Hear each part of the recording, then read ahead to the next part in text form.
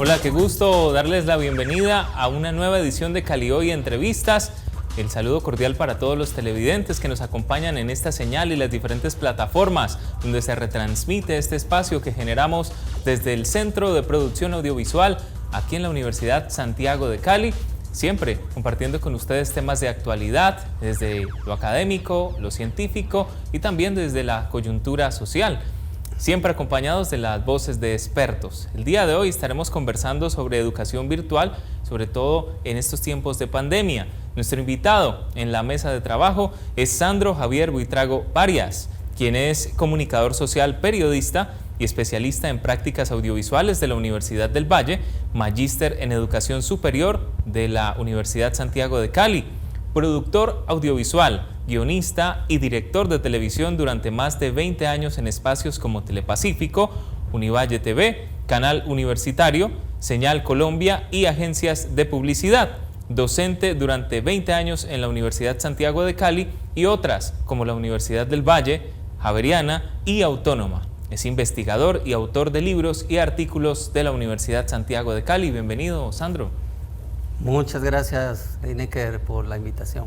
Bien, maestro, a usted, porque es importantísimo conocer lo que ha sido ese traslado, sobre todo las dinámicas virtuales y más desde el componente educativo. Pues ya sabemos, Sandro, lo que ha pasado con todo este movimiento del COVID-19, la pandemia que prácticamente le puso un freno de mano, si lo decimos coloquialmente, al mundo y ha obligado a reinventarse en muchísimas materias. El sector educativo pues está inmerso y pues se ha conocido para tener en cuenta lo que son datos de la Organización de las Naciones Unidas, alrededor de 1.370 millones de estudiantes que vieron interrumpidas sus clases presenciales, por lo que se han generado nuevos escenarios de aprendizaje. En este caso, profe Sandro, usted como docente universitario, ¿cómo tuvo que emprender y adaptarse a lo que fue esta coyuntura? Pues digamos que, como señalas, ha sido un cambio fuerte, más fuerte para algunos sectores que no estaban tan preparados para este tipo de educación virtual. Hay, digamos, sectores que han venido o que venían trabajando ya desde antes. Hay colegios que tenían ya algunos coqueteos, digamos, por decirlo así, con la educación virtual. Las universidades sí han estado más inmersas en educación virtual, unas más que otras.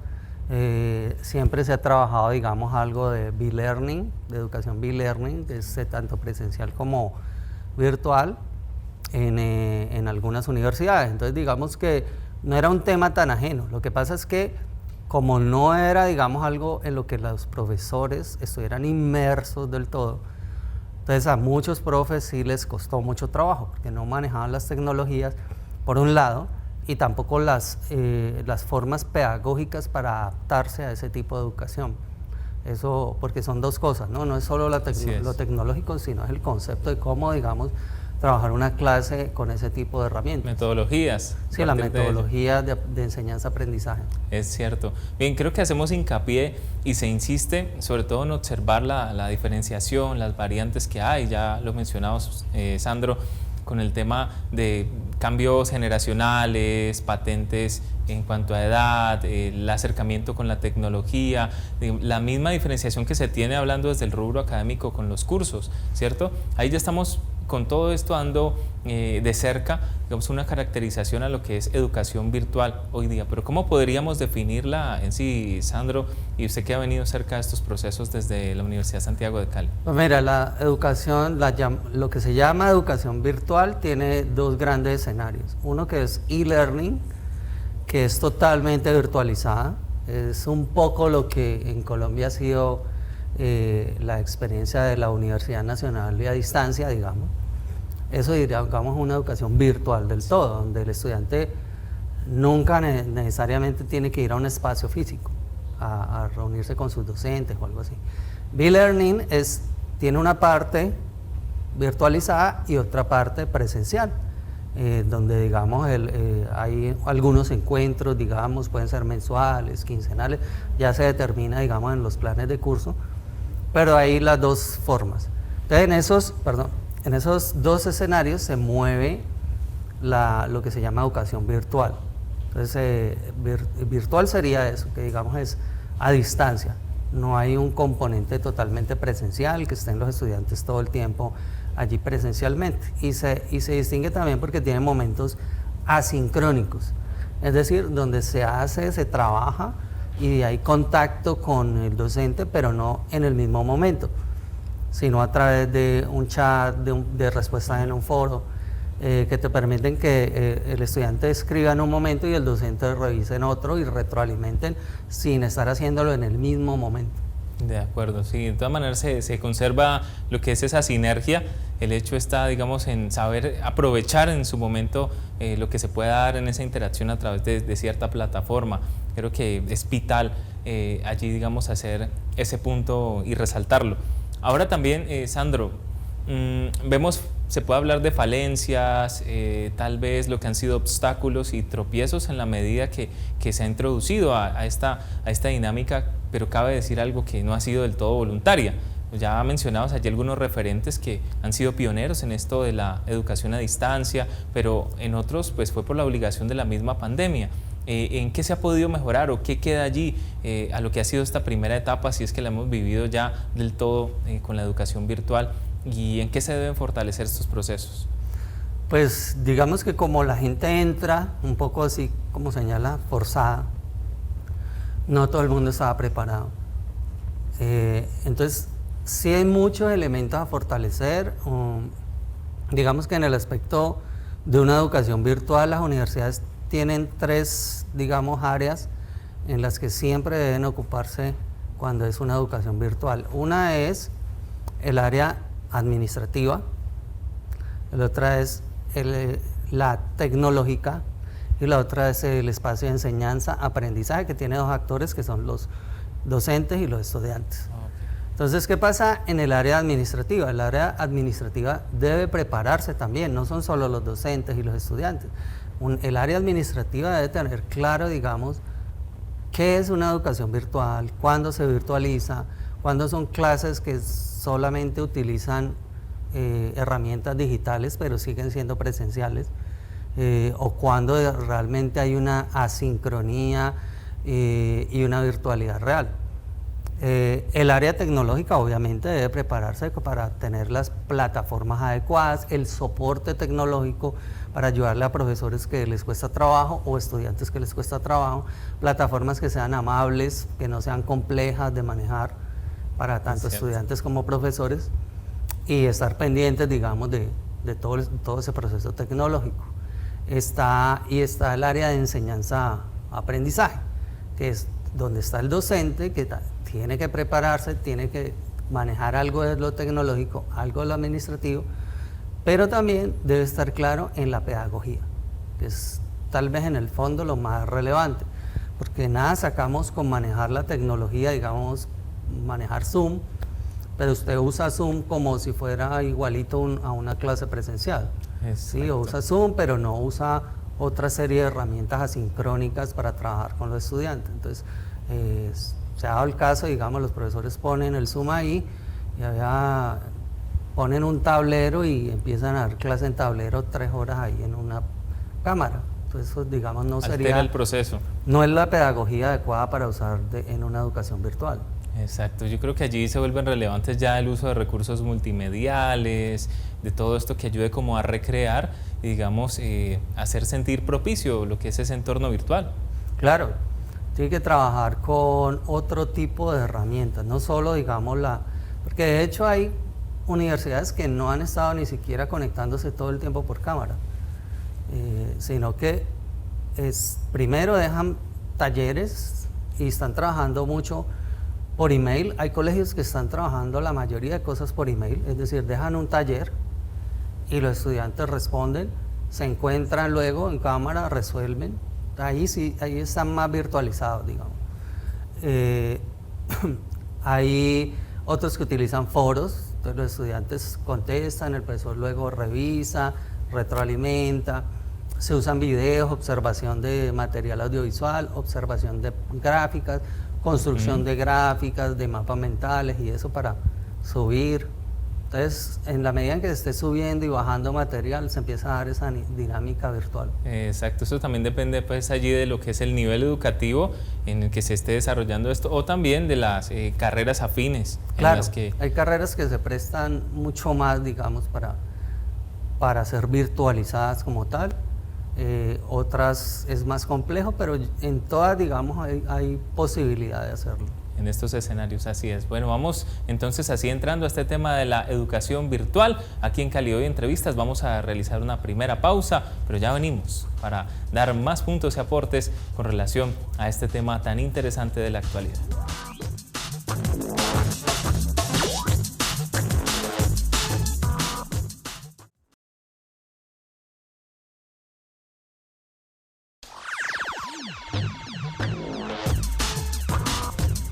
Avanzamos aquí en Cali Hoy Entrevistas y pues este tema que está, mejor dicho, con toda la atención puesta, educación virtual en tiempos del COVID-19. Y nuestro invitado, Sandro Buitrago. Maestro Sandro, ¿cuáles son las ventajas y desventajas que se puede decir, bueno, tenemos de esta modalidad virtual o de esta modalidad educativa en el entorno virtual?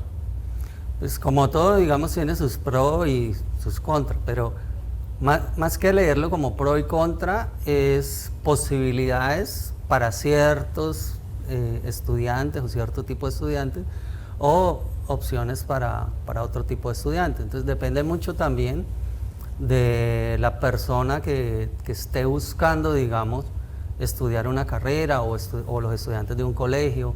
¿Sí? Un poco más para universidad que para colegio hay más opciones, ¿no? Porque digamos el universitario puede escoger si me meto a una carrera virtualizada. ¿Sí? Los colegios hasta ahora, digamos, no han ofertado, digamos, un bachillerato virtual como tal. Las universidades sí vienen ofertando hace tiempo ya carreras virtualizadas como tal. Entonces, digamos, un chico que trabaja, una chica que trabaja y que no tiene mucho tiempo de estar presencialmente, entonces este tipo de modalidad es muy útil para esas personas.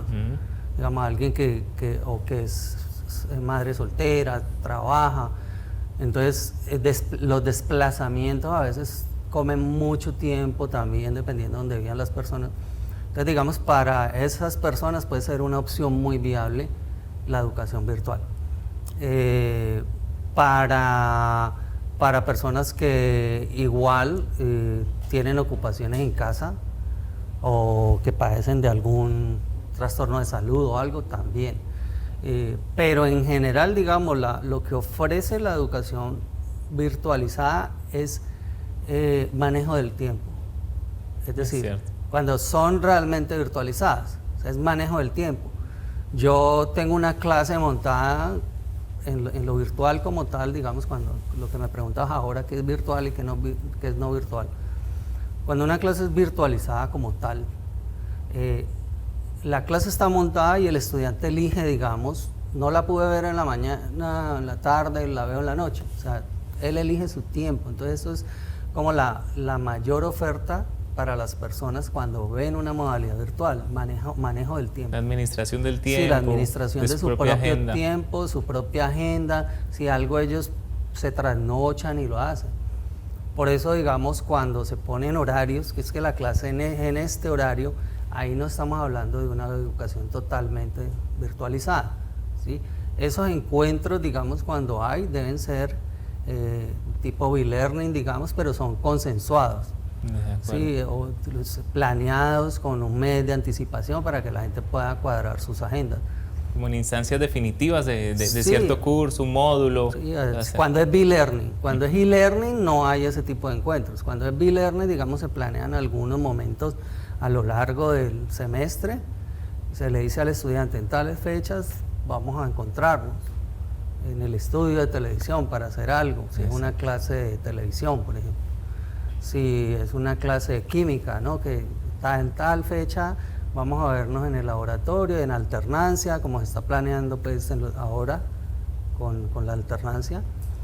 Pero eso se planea con tiempo.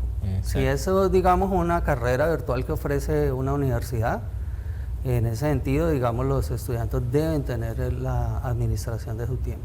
Bueno, yo creo que esto cabría definitivamente, y ahí pasaría a preguntarle, ¿cuál cree usted, maestro Sandro, que sería en sí un modelo pedagógico a adoptar en esta modalidad virtual. Es cierto decirlo que sería apresurado hablar en esto de algo ya, digamos, idóneo, intacto, pero sí se puede pensar en ciertos factores que empiezan a moldear esto y pues cuál sería, digamos, en cierta manera el direccionamiento que se toma desde el modelo pedagógico.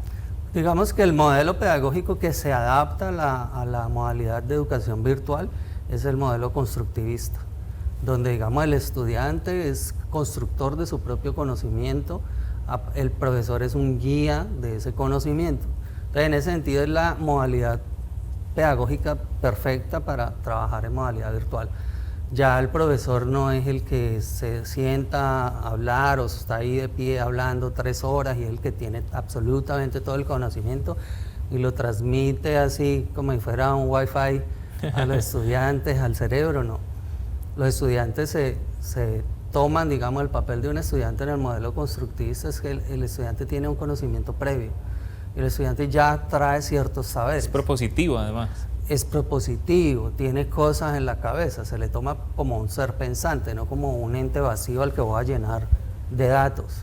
De acuerdo. Que era un poco el modelo conductista, que digamos durante mucho tiempo se manejó a través de la escolástica también, que era la forma educativa que nos trajeron los españoles acá.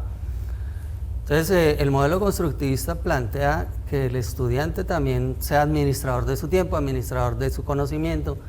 El docente propone ejercicios, hace un diseño de proyectos, plantea proyectos de aula, proyectos de clase, actividades de clase, propone algo que se llama los objetos virtuales de aprendizaje, que hoy en día es muy común oír hablar de OVA, los OVAs, esos objetos virtuales de aprendizaje. Entonces él monta algún taller con un video y hace las preguntas, eso digamos es un OVA.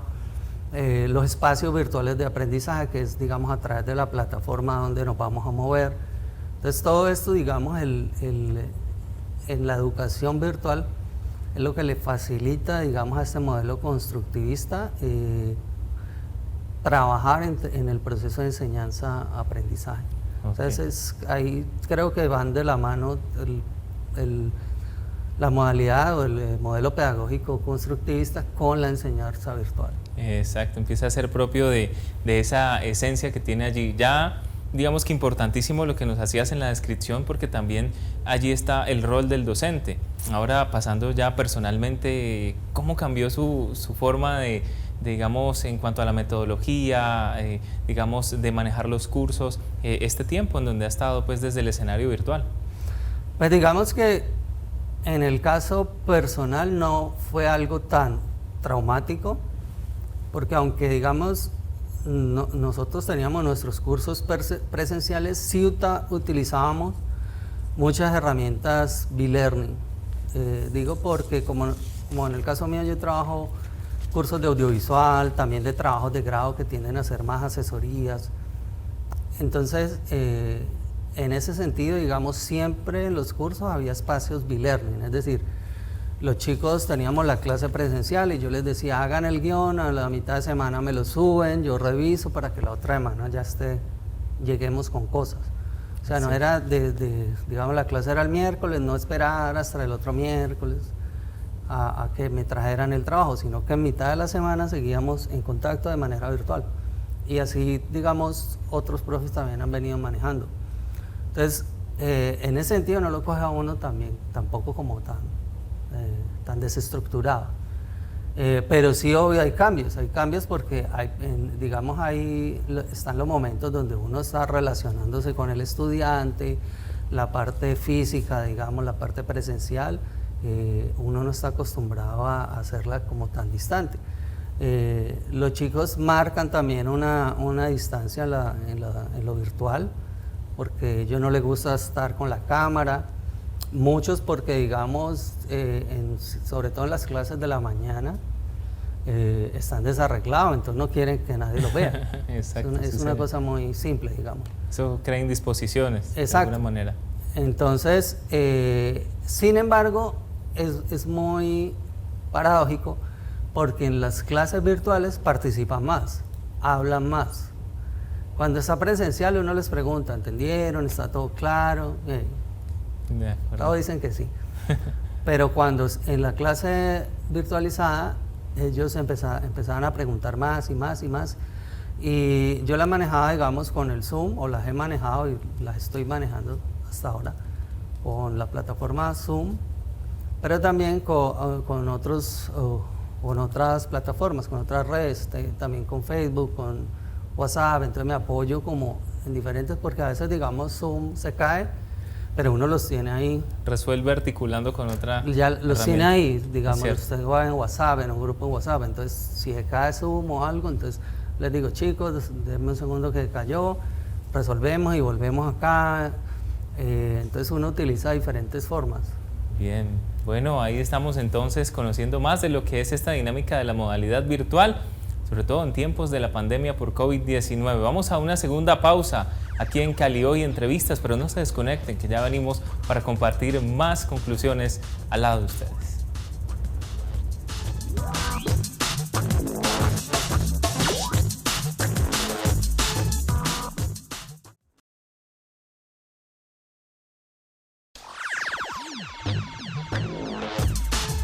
Volvemos a Cali Hoy Entrevistas, en este diálogo de muchísimos aportes, sobre todo para prepararnos en estas instancias de lo que desafía a la educación en la modalidad virtual. Nuestro invitado, Sandro Buitrago, con quien hemos venido tratando este mismo tema ya desde la experiencia que ha tenido él como docente en su ejercicio también de investigador.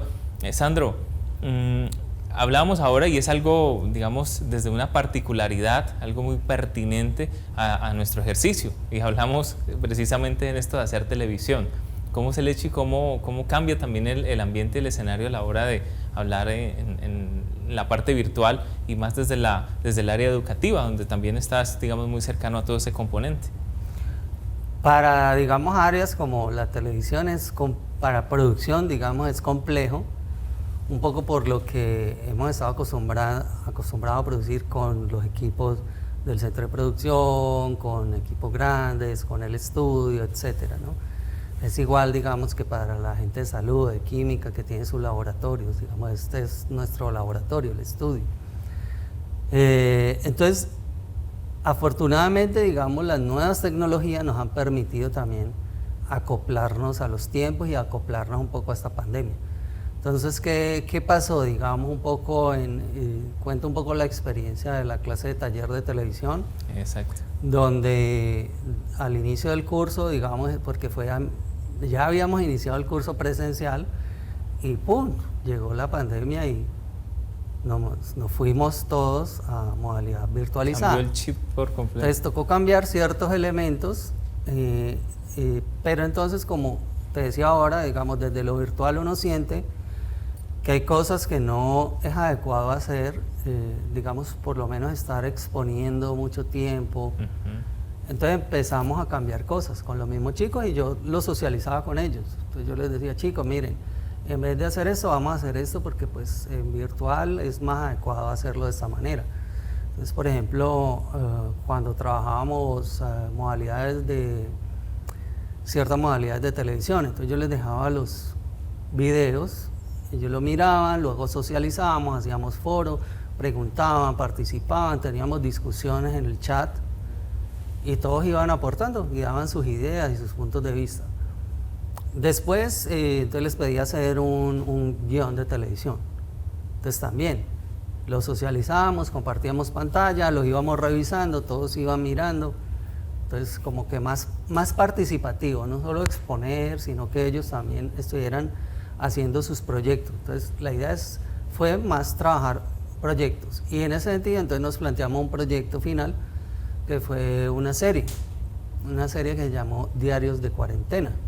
Entonces, en la serie que les planteé, en este caso, que era taller de televisión, hacer un corto de ficción donde contaran experiencias de la gente en la cuarentena. Día de cuarentena, sí. ¿Sí? Que han vivido, qué les ha pasado, pensamientos, imaginaciones. Entonces los chicos sacaron muchas cosas, o sea, el temor a ser contagiados, el temor del vecino que murió, el temor de estar solos también en la casa, de estar solo, muchos temían, o sea, ahí se reflejaron muchos temores de los chicos. Ese imaginario que queda después de, todo el de vivir imaginario. esta pandemia. Ahora además se encuentran las plataformas virtuales, ¿no? En YouTube está sí, ahí está la completo. serie Diarios de Cuarentena en el canal del CEPA, que es CEPA FCP, ¿no? Sí, señor. Canal Qué bien. del, Ahí está entonces canal ese del resultado. CEPA en YouTube, ahí está la serie Diarios de Cuarentena. Hicimos una de ficción y una de no ficción, donde los chicos hicieron unos documentales en el otro curso, el de taller de documental. Entonces, ¿qué pasa? Cuando tú planteas esos proyectos, diseñas un proyecto, entonces digamos que se aprende haciendo, o sea, vamos aprendiendo a la vez que vamos haciendo. Entonces, el pensar no está disgregado del hacer. Entonces, al articular las dos cosas, se piensa, pero también se hace. Y no solo se queda todo en teoría, sino que también al llevar a la práctica, aplicamos esa teoría. Entonces, eso es algo que veníamos haciendo hace tiempo, pero ahora, en cuarentena, empezamos a hacerlo con los propios equipos de los chicos. O sea, tocó ellos usar sus celulares, sus software de edición caseros. Algunos hubo que darles como unas asesorías. Yo les pedía al editor Sebastián de aquí, asesoró a varios, desde el CEPA nos ayudaron con el cabezote, con algunos tipos de letras y varias cosas. Algunos mandaron al editor del CEPA para que les ayudara a corregir audios, sonidos, cositas. Algunos se comunicaron directamente con el CEPA para asesorarse un poco con eso. Sí, señor. Y todo en tiempo sincrónico y asincrónico, porque digamos nos encontrábamos en el horario de la clase, pero también a lo largo de la semana muchos me iban mandando. Entonces, por ejemplo, mi clase era el miércoles y por ahí el jueves me mandaban el video, entonces yo se lo revisaba, les hacía las anotaciones y para la siguiente clase tenían las correcciones o al siguiente día, el viernes. Entonces la clase no era solo en ese horario de clase, sino que convertía en algo que iba rodando a lo largo de la semana. Excelente, un ítem positivo que ha dejado pues, todo este traslado, estas dinámicas que no son nuevas, pero que ahora, digamos, nos concentran de pleno en lo que es la esencia de la educación y la modalidad virtual. Maestro Sandro Buitrago, agradecerte por el tiempo que nos has brindado, los aportes que has extendido aquí muy amablemente. Ahora, un mensaje final, en cierre, breve, hacia lo que es el desafío, si es la palabra que decimos así, que se tiene a nivel institucional, desde el alma mater, con toda esta corriente de la modalidad virtual. Yo pienso que los desafíos son varios. Uno es desde la parte administrativa, tener claro, digamos, que las diferencias, digamos, entre clases semipresenciales con objetos virtualizados, con plataformas virtualizadas o ayudas virtuales, que es un poco como lo hemos venido haciendo. Lo otro es la educación ya formalmente virtual, e-learning y be-learning, sí, donde hablamos de manejo independiente del tiempo, o sea, el estudiante maneja su tiempo, administra su tiempo de la clase. Eso por un lado, digamos que aquí en la universidad está claro eso. Eso ha estado supremamente claro. De hecho, la universidad tiene claro que las clases que estamos haciendo como tal no son virtuales, sino clases, de hecho se llaman cursos presenciales con ayudas tecnológicas. Sí, y eso está claro aquí en la universidad. Mientras, digamos, vamos ya metiéndonos más de lleno, la universidad está metiendo ya de lleno a sacar diferentes posgrados, sobre todo posgrados virtuales que la universidad va a sacar muy pronto. Entonces, para potenciar, digamos, todo, no solo por la pandemia, sino porque la pandemia ya cambia muchas cosas. O sea, aquí en adelante la modalidad de educación virtual queda totalmente fortalecida en los colegios y en las universidades. Entonces, la universidad, visionando esto, está tirando, digamos, línea a construir y fortalecer esa parte de educación virtual, sobre todo en posgrados, aunque hay pregrados también que se vienen. Entonces, por un lado eso, por el otro lado está el fortalecimiento de los docentes, y yo diría que más que en la tecnología, los docentes nos tenemos que fortalecer en como cambiar el chip y empezar a pensar en pedagogías realmente constructivistas. Constructivismo no es estar 3 horas ahí hablando. Exacto. Porque si usted está 3 horas hablando, el estudiante a la media hora quita la cámara y echa a dormir. No, es que realmente durante el curso haya un proyecto, una actividad o algo que el estudiante se entusiasme en hacer y empiece a seguir, digamos, como, chévere esto, vamos a hacerlo. Muy bien. Y de parte de los estudiantes también un compromiso de saber que si estamos en esta modalidad virtual, pues que ellos también tienen una responsabilidad frente a eso. Que no es echarse a dormir durante la clase, sino que tienen que estar atentos. O sea, Así ellos es. también tienen una gran responsabilidad en su propia educación. Muy bien, maestro Sandro Buitrago, muchas gracias. A ustedes también, nuestros televidentes, por acompañar este espacio. Esperamos que todas las apreciaciones sean bastante útiles en camino y en estos desafíos que trae la educación. Nos vemos en otra edición de Cali Hoy Entrevistas.